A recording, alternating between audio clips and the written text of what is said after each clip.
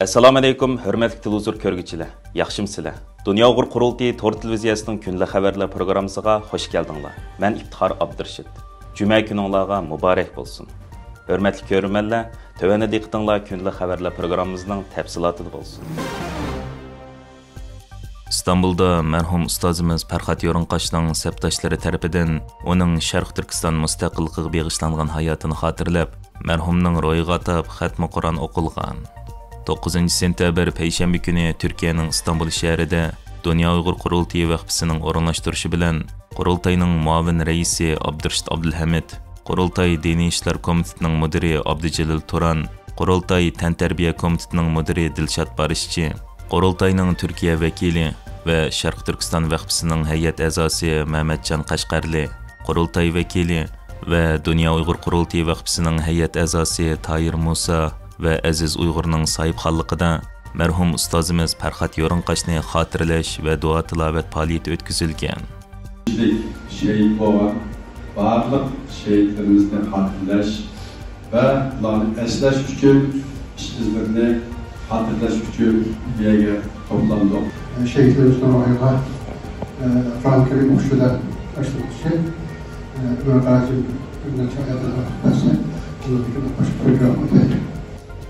أعوذ بالله من الشيطان الرجيم بسم الله الرحمن الرحيم. Bu faaliyat oldi bilan mərhumning ro'yiga atab Qur'on tilovat qilish bilan boshlanib, Dunyo Uyg'ur qurultiyining muavin raisi Abdurashid Abdulhamidning echilish so'zi bilan boshlangan va qurultay diniy ishlar komiteti mudiri Abdujalil Turan riyosatchilik qilgan.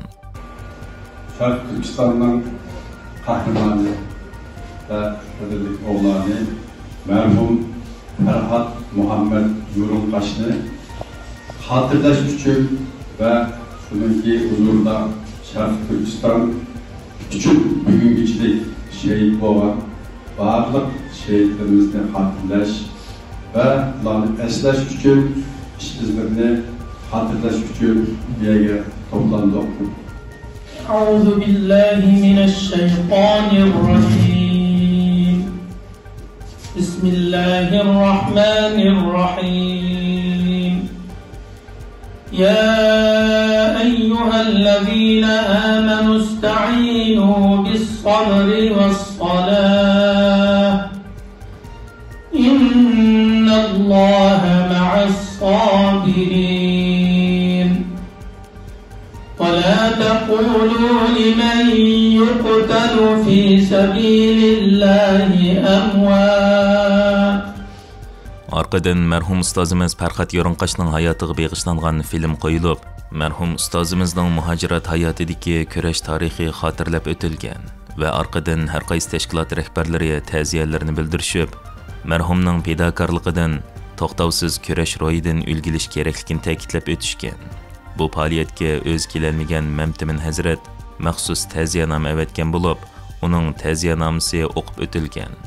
Mamtimin Hazrat apandining ta'ziyanomasida mundaq deyilgan: Milliy kurashimizning eng avangard jangchilaridan birisi bo'lgan qadrlik inimiz Farxatning vafoti haqidagi xabar qalbimda cho'nqur qayg'u yaratdi. Uning hayot ko'rinishlari ko'z oldimdan bir-birlab o'tdi. Farxat 1992 yilning oxirlari 1993 yilining boshlarida Istanbulga kelgan edi. O kundan bugungacha Sharq Turkiston milliy kurash qaynimida uzdi. İstanbulda Uyg'urcha jurnal chiqarish bilan boshlagan kurash musobaqasini Dunyo Uyg'ur qurultiyining tashviqot xizmati bilan davomlashtirdi. Farxat shuhrat, huquq, manfaat tamas bo'lmagan, o'zining shaxsiy hayotini millatga bag'ishlagan bir jangovar jangchi edi.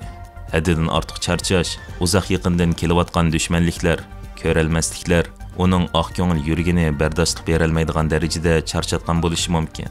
Mərhum qarindishim Farxat bak yosh olamdan o'tdi. U yolg'izli vijdonli Uyg'urlarningla qalbida emas, balki tariximizning sayfilarida yashaydi. Vatan ozodlik ko'rishning avangardlaridan biri bo'lgan mərhum Farxat Yo'rinqash uchun cho'nqur ta'ziya bildiraman. Yotgan yeri jannatda bo'lsin. Shundaqla mərhumning vafodor ayoli singlim Surayyaga, bolalarga ve Dunyo Uyg'ur qurultiyiga ta'ziyarimni bildiraman. Bugün hafta içi to'xtalganlik uchun ondan başka bir programlardan Udul ketparganlık üçün bəzi uçmaslık sebebidir. Şunlaşqa bir kısım qarindaşlarımız özürlerini bildirgen oldu. Ama bir yerle hakikaten aitdi.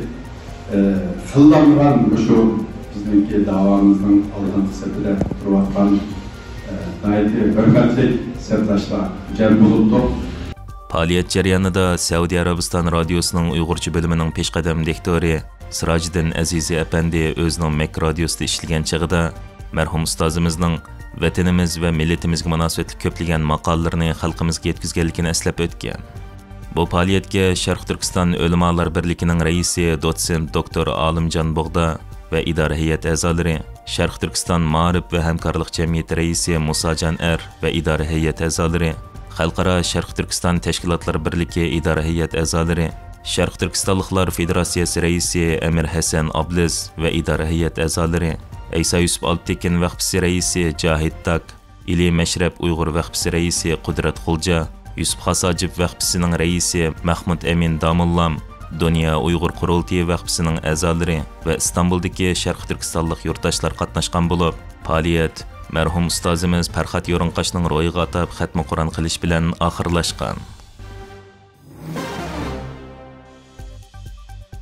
Turkiyaning Istanbul aerodromida Urumchidan Istanbulga kelgan bir Xitoy haqiqiy odamchicha elib kelgan bo'lib, Istanbul chegarasida atkazchilik jinoyati bilan tutilgan.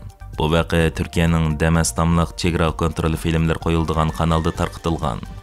İstanbul aerodromi chegara ma'murlari inchik tekshirish orqali bu Xitoyning yuk taqichida nurg'unlagan insonlarning chochlarini elib kelganligini bayqagan va naq maydonda ko'ydirib tekshirish orqali buning odamchicha ekanligini, bu Xitoyning uchish liniyasining Urumchi Istanbul ekanligi o'ttirg'i chiqqan. Voqeadan keyin Turkiya istixborot idorasi va chegara tekshirish soqchilari bu Xitoyni atkazchilik jinoyati bilan qo'lga olib tekshirishga boshlagan. Bu xil voqea Istanbul aerodromida 2023-yilda bir qatim ko'rilgan bo'lib, ayni vaqtda soqchilar 93 kilogramm odamchichini qo'lga tushirgan va Istanbul Gazi Osman Pasha bosh taftish mahkamasi bu voqeaga aloqador rasmiy da'vo ochib tekshirishga boshlagan edi. Bu voqeadan keyin Turkiyadagi va dunyoning har qaysi joylaridagi Uyg'ur faoliyatchilar bu chashlarning Xitoyning jazo lagerlaridagi Uyg'urlarning chechikelligini o'ttirib qo'yishmoqda. Navbatda Sharq Turkistonda millionlagan Uyg'ur ayollari, qizlari Xitoyning turma va jazo lagerlarida tutib turilayotgan bo'lib, Xitoyning turmasida ayollar turmaga kirgandan keyin chechki svitildi va bu chashlar turma doiralari tomonidan chash ishlab chiqarilib bozorga selindi. Xitoyning har bir turma jazo lagerlarining majburiy emgak maydonlari va ishlab chiqarish o'rinlari bo'lib, analizchilar bu chashlarning shu o'rinlardan Turkiyaga va Turkiya orqali Yevropa davlatlariga bozorlash uchun elib kelinganligini o'ttirib qo'yishmoqda. Buningdan burun Amerika va Yevropa davlatlari Xitoyda ishlangan yolg'on chashlarning Xitoyning turmasida ishlab chiqarilganligini va gen tekshirish orqali bu chashlarning Uyg'urlarga oid ekanligini aniqlab chiqqan edi.